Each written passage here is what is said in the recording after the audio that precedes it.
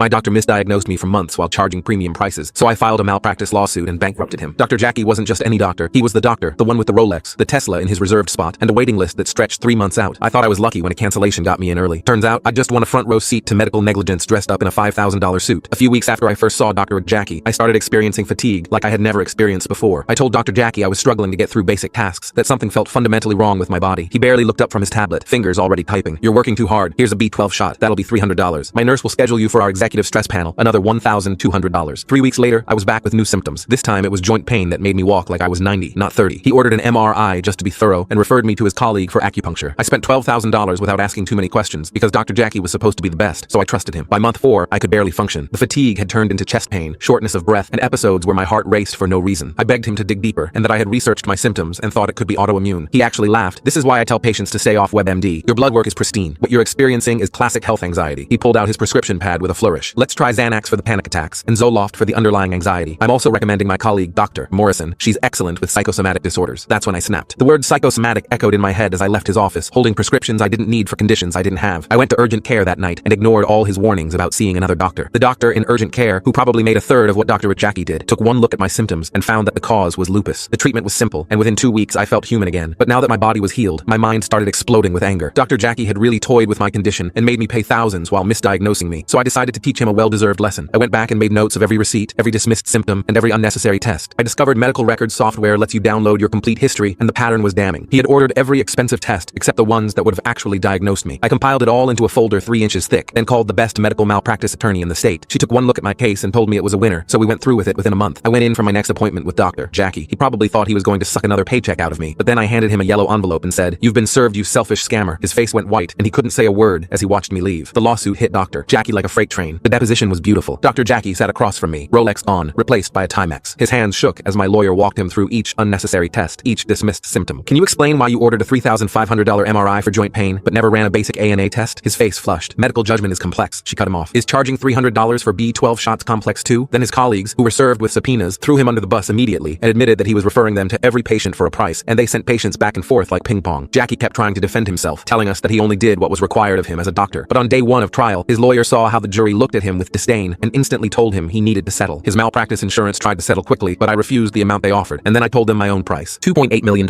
in damages, as well as reporting Dr. Jackie to the medical board. His face went red, and he tried to scream, but his lawyer physically held him down and said yes to the terms. Within 6 months, I was paid the full amount, and Dr. Jackie's office was shut down. While the settlement was supposed to be private, I sent his wife a small letter explaining how morally twisted her husband was. She divorced him and took his Tesla. Last I heard, he moved back in with his mother and worked night shifts at an urgent care clinic, which is good because I know the nurses there will keep him in line.